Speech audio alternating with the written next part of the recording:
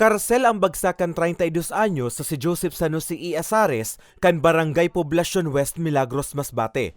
Matapos na magpositibo sa pigkasar na bypass operation kan pinagsararong puwersa kan Milagros MPS, Police Provincial Drug Enforcement Unit Police Intervention Unit Masbate PPO, 502nd MC Regional Mobile Force Battalion, asin Masbate 1st Provincial Mobile Force Company.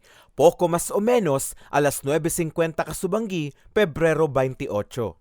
Nakuha sa posisyon ni San Jose ang apat na selyadong sachet na may laog nin pigtutubudang shabu na pigkakarkulong nasa 35 gramo asin nagkakantidad 238,000 pesos.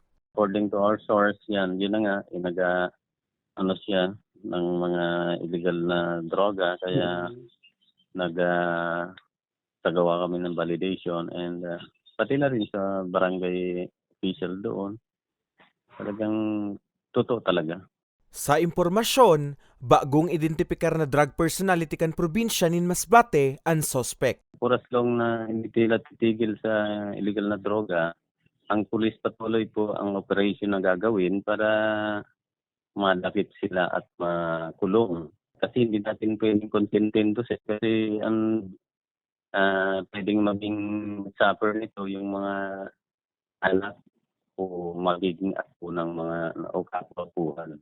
Kaya ngayon pa lang sabi ko, nakikiusap ako sa mga residente na pag may mga information sila, tulungan ang pulis para magawa natin ng aksyon para mahuli.